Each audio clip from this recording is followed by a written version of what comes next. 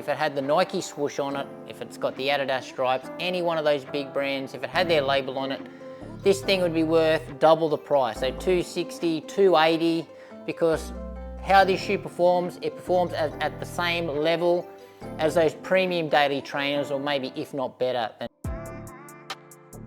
So testing's complete and the scores are in, and this is the full review of the Qiaodan Leili 1.0. But before we get into it, and if you guys haven't done so already and you want to support the channel, make sure you hit that subscribe button. And with the specs, so this one is a neutral road running shoe, certainly in that max cushion category, and it's marketed as a daily trainer. Now you're going to be able to pick it up in Australia, where I got this for $133 delivered from the AliExpress website or the app. Now there is another app out there called Taobao, or they also have a website. It's a little bit trickier to find on that one, but if you can find this shoe on that website, you're going to be able to pick it up for pretty cheap. In the US as well, you're going to be able to pick it up for about $100 or even below that. Now in the weight for such a big shoe, really lightweight package here, so 251 grams or 8.9 ounces. Now that's in my size. This is a Euro 41, which equates to about a US 8.5 in my size. In the stack, really big here, so we got 42 in the rear, 35 in the front, and that's going to give us a 7mm drop. Now for the scores, what I'm really worried about now when I am testing all these Chinese running shoes, my scoring system is going to really favour these Chinese running shoes, especially when it comes to value, because they're just so much cheaper than what the Western brands are charging us. So what it really does highlight though is just how much I think we're getting ripped off by the big brands out there. So obviously at $130 or even below, can't complain with the value. If it had a Nike swoosh on it, if it had the ASICS logo or any of the other brands, this shoe would be worth, they'd have $280 on it. However, it's less than half of that, 10 out of 10. And in the weight, so pretty impressed here as well. Again, for such a big shoe to be coming in at around 250 grams, pretty happy with that, 8.5 out of 10. And in the upper, so the material that they're using here is a jacquard mesh. Now, the mesh itself really reminds me of the same type of material that they do use in a lot of the ASICS models. So I'm thinking of the Nimbus and the Kayano. So it is quite a robust material, not too flexible, but it's going to last a long time. Breathability though could be better. In the heel counter, it's really solid. We've got a plush amount of padding around the heel collar. A medium padded tongue. The tongue is meshed half the way down. The tongue is also gusseted. Absolutely amazing tongue, I love it. With our lacing system, it's very unique here. So they've got a combination of some eyelets down the bottom, some sort of lace loops through the middle, and then they've got some eyelets where you can do the runner's knot at the top. So it is an effective lacing system, so haven't had any issues with it. The laces do get a bit tricky to sort of slide through those lace loops, but you can actually dial the lock down in this quite well. They've got interesting shoelaces as well, though. They've got these really thin laces, but they've got these little bulbs when you go to tie up, but they do a great job. Had no issues with those. Now, in the fit, so what I'm going to say here is, I originally did say that you could probably come down a size in compared to Western brands, but on the run, so just recently, especially on the longer runs, my foot has started to slide forward on the longer runs as the laces have started to loosen up a little bit, and my toes have started to push against the end. And I think it's also got to do with the geometry, because it's got such a bit of an aggressive rocker. So now I'm not so sure. So now I think it's probably safer just to probably order your normal true to size in this one, because the shoe, yeah, you are prone to come forward in this shoe. Well, I know I certainly am. And I don't think just ordering, so I'm a US 8.5, 42 euro. So I think if I ordered the 42 in this shoe, it would be a little bit big and a bit too wide through the toe box, but I don't think I'd have that sensation of the toe sliding forward and just resting on the front of the toe box there. So I'm going to say true to size to your Western brands, but if you have got a bit of a thin and a less voluminous foot, you could probably go down that extra half size, what I mentioned before. But as I said, roomy toe box, but it's a little bit pointed, this toe box, but I've had no irritation through there. Good amount of toe box volume, it's quite roomy. Build quality, can't complain for what, $130, and stepping comfort is pretty nice as well. Now for the scores in the upper, it's got pretty good build quality. It's functional, it's comfortable. The only issue with that foot sliding forward, and I wish it could be just a little bit more breathable, 7.5 out of 10. And in the outsole, so they are using a CPU covering, and it is really nicely segmented off on the bottom of the shoe, which I absolutely love. So really smart where they've placed the outsole rubber, not just lathering on with one big piece. They've got lots of exposed foam here, letting that midsole splay, letting it breathe, add some softness to the ride. So usually when outsoles are covering too much of the outsole, they constrict the outsole and they make the ride a little bit too stiff. It's not the case here. Even this CPU outsole, even though it might be a little bit hard, but it's thin, so it's soft to the touch. So when you push it in, it actually conforms with the midsole. So I actually find it really, really nice.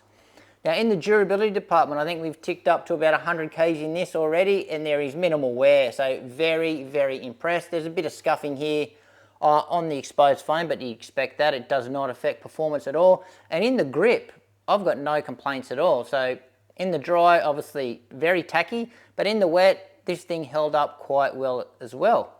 So very impressive there. Yeah, not too much to dislike here with this outsole, 9.5 out of 10.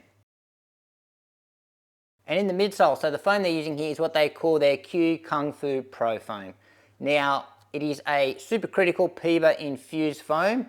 To the look, to the touch, and how it feels, it really reminds me of the foam that they use in the Hoka Max 6, if you are familiar with that one. So that one really delivers a bit of a buttery smooth ride. So this one, it's like that foam, but just a little bit more of it, and maybe a little bit more dense. Now, no plate or anything in the shoe, and this shoe is quite flexible for having such a big stack. So twist test as well. It's got a bit of play in the shoe, which is quite surprising because for me that doesn't translate into the ride. Now in the geometry department, this is where I was most impressed with the shoe. It has got, I'm going to say, a pretty aggressive forefoot rocker. So I'm going to say out of daily trainers out there, this has probably got maybe the most aggressive rocker in a daily trainer I think that I have experienced. And it's got a bit of toe spring as well, which is unheard of, I think, for a daily trainer. You experience that in race shoes, but I have that in this shoe. So quite unique in that sense. And in the ride, well, if you watch my first in-person review, I did describe this ride as efficient. I really, really enjoyed the geometry, and I found it soft but not squishy. So certainly softer through the heel, and that's where you get your little bit of bounce. So it's not overly bouncy at all.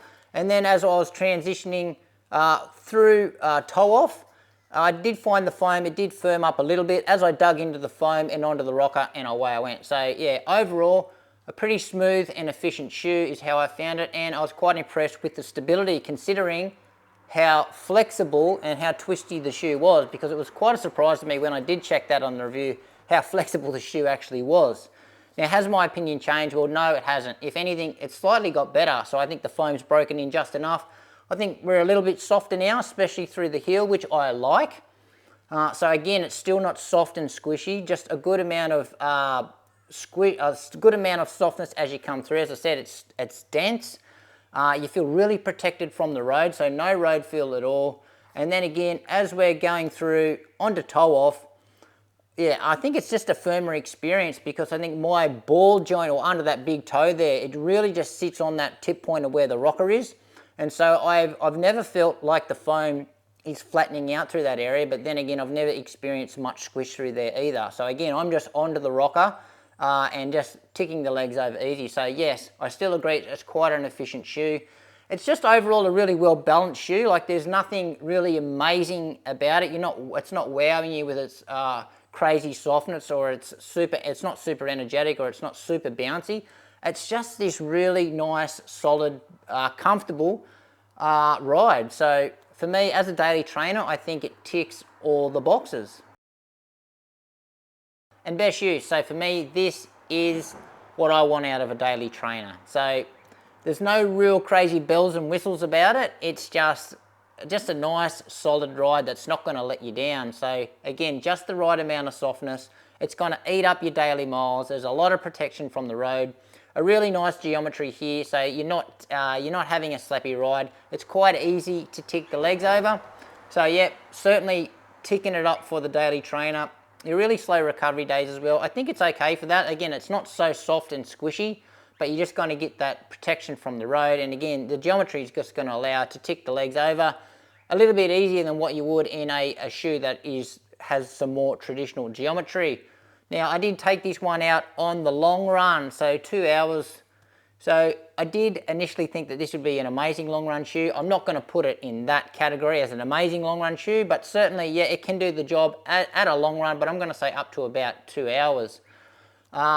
Speed sessions, I'm not going to give it the tick for a speed session, even though when you're running steady in the shoe, the foam does still have a little bit of pop to it, a little bit of go to it, but definitely it's certainly not a shoe that I would reach to on a workout.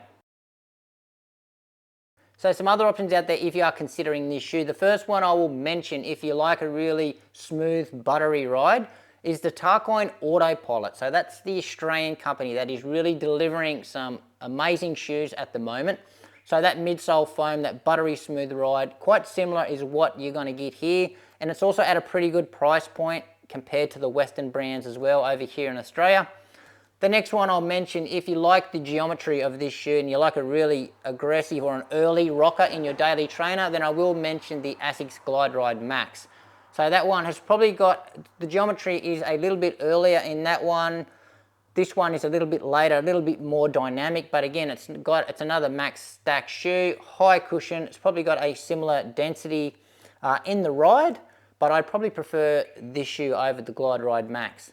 And the last one I'll mention is just in terms of a really nice daily trainer out there. It doesn't really feel like this shoe in the ride, but I think it's the best daily trainer on the market at the moment, and that is the Saucony Triumph 23. So that one, a lot more expensive than this shoe. The ride is softer, it's got a lot more energy return, a lot more bounce, and it's just, yeah, a really top quality daily trainer.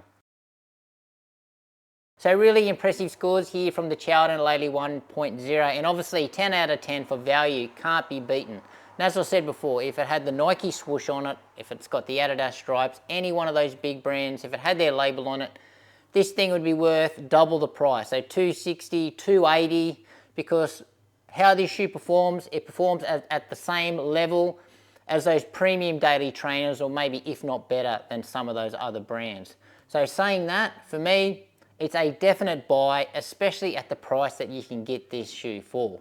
But anyway, guys, that's it from me. Any questions you've got regarding this shoe, hit me up of how it compares to anything else. Thanks for watching. Make sure you give this video a like, subscribe to the channel. Don't forget to watch the leaderboard after this, and we'll see you next time.